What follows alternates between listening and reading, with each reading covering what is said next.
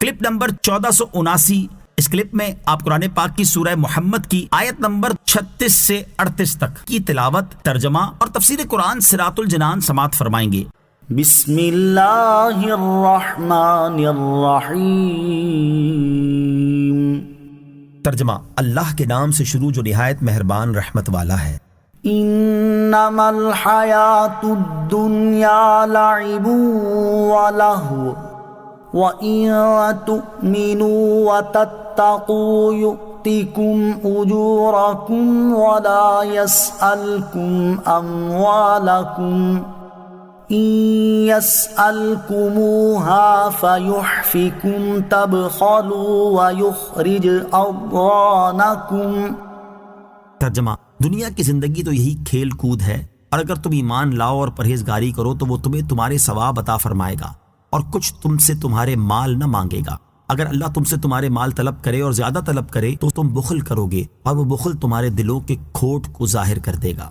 انما الحیات الدنیا لعب ولہو، دنیا کی زندگی تو یہی کھیل کود ہے۔ اس سے پہلی آیت میں مسلمانوں کی ہمت بڑھا کر انہیں جہاد کی ترغیب دی گئی، اور اب اس آیت سے دنیا کی ناپائیداری اور بے ثباتی بیان فرما کر جہاد کرنے اور راہ خدا میں خرچ کرنے کی ترغیب دی جا رہی ہے۔ چنانچہ اس آیت اور اس کے بعد والی آیت کا خلاصہ یہ ہے کہ اے لوگوں، کافروں کے خلاف جہاد کرو جو اللہ تعالیٰ کے دشمن ہیں اور تمہارے بھی دشمن ہیں، اور دنیاوی زندگی کی رغبت تمہیں جہاد چھوڑ دینے پر نہ ابھارے، کیونکہ دنیا کی زندگی تو کھیل کود کی طرح ہے اور یہ اتنی جلدی گزر جاتی ہے کہ پتہ بھی نہیں چلتا، لہٰذا اس میں مشغول ہونا کچھ بھی نفع مند نہیں ہے۔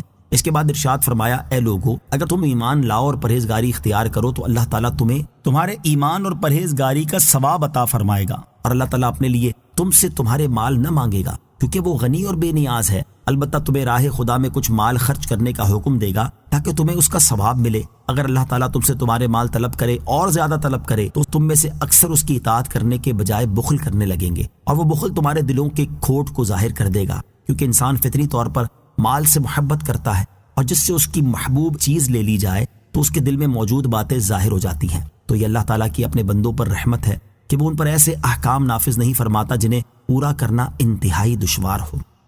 ہا انتم ہؤلاء تدعون لتنفقوا فی سبیل اللہ فمنکم من یبخل ومن يبخل فإنما يبخل عن نفسه والله الغني وأنتم الفقراء وإن تتولوا يستبدل قوما غيركم ثم لا يكونوا أمثالكم۔ ترجمہ، ہاں یہ تم ہو جو بلائے جاتے ہو تاکہ تم اللہ کی راہ میں خرچ کرو، تو تم میں کوئی بخل کرتا ہے، اور جو بخل کرے وہ اپنی ہی جان سے بخل کرتا ہے، اور اللہ بے نیاز ہے اور تم سب محتاج ہو، اور اگر تم منہ پھیرو گے تو وہ تمہارے سوا اور لوگ بدل دے گا، پھر وہ تم جیسے نہ ہوں گے۔ ہا انتم ہؤلاء تدعون، ہاں یہ تم ہو جو بلائے جاتے ہو۔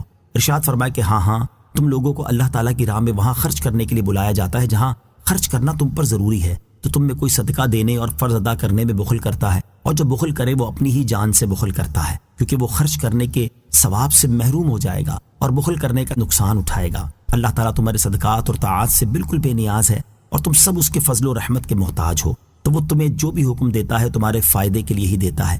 اگر تم اس پر عمل کرو گے تو نفع اٹھاؤ گے، اور نہیں کرو گے تو نقصان بھی تمہیں ہی ہوگا۔ اور یاد رکھو، اگر تم اللہ تعالیٰ اور اس کے رسول صلی اللہ تعالیٰ علیہ وسلم کی اطاعت سے منہ پھیرو گے تو وہ تمہیں ہلاک کر دے گا اور تمہاری جگہ دوسرے لوگوں کو پیدا کر دے گا، پھر وہ تم جیسے نافرمان نہ ہوں گے بلکہ انتہائی اطاعت گزار اور فرما بردار ہوں گے۔ وَإِن تَتَوَلَّوْا، اور اگر تم منہ پھیرو گے۔ علامہ احمد صابی رحمۃ اللہ تعالی فرماتے ہیں، آیت کے اس حصے میں صحابہ کرام علیہم رضوان سے خطاب ہے۔ اگر ایسا ہے تو یہ تبدیلی بالفعل حاصل نہیں ہوئی، بلکہ اس سے مقصود محض ڈرانا ہے، کیونکہ صحابہ کرام علیہم رضوان کو یہ مقام حاصل ہے کہ ان کے بعد کوئی شخص بھی ان کے رتبے تک نہیں پہنچ سکتا، اور شرط کے لیے ضروری نہیں کہ اس کا وقوع بھی ہو۔ یعنی جیسے کوئی اپنے نوکر سے کہے کہ اگر تم نے صحیح کام نہ کیا تو میں تمہیں نوکری سے نکال دوں گا، تو اس کے کہنے کے بعد ضروری نہیں کہ نوکر غلط کام ضرور کرے گا، بلکہ یہ محض سمجھانا تھا۔ یا یہاں خطاب منافقوں سے ہے، اگر ایسا ہے تو یہ تبدیلی بالفعل ہوئی ہے، اور ان کی جگہ دوسرے لوگ آئے ہیں جو ان جیسے نہ تھے بلکہ مخلص اور انتہائی اطاعت گزار مومن تھے۔